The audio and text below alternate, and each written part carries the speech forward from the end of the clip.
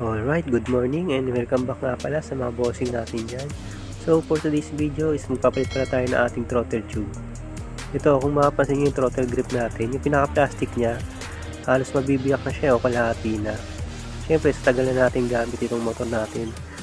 5 years na rin kasi ito, kaya ito, papalit na natin ng bago.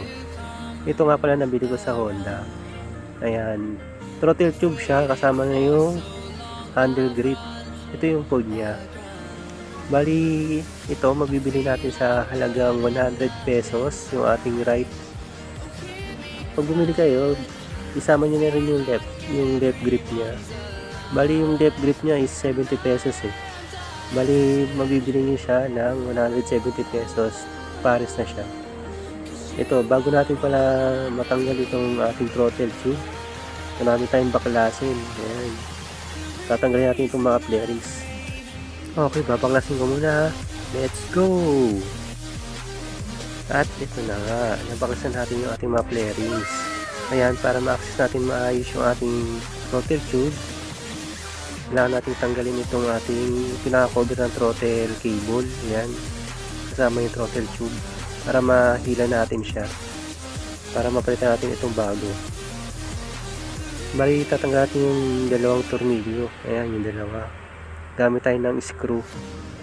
Yan, tanggalin muna natin yan para ma-baklas natin yung throttle cable at mahugot natin yung ating throttle tube.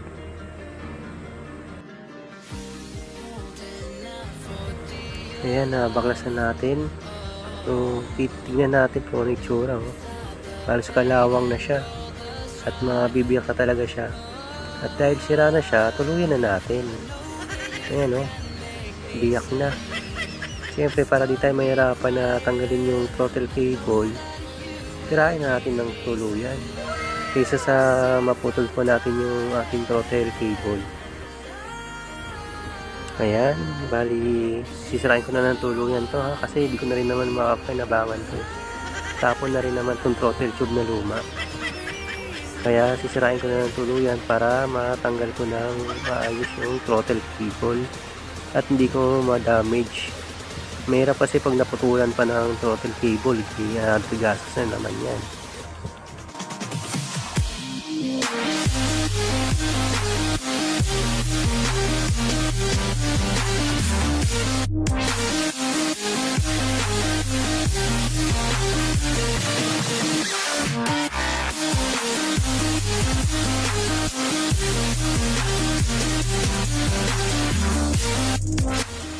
Ito, tinuluyan ko na sirain yung throttle tube para hindi ko madamage yung throttle cable niya.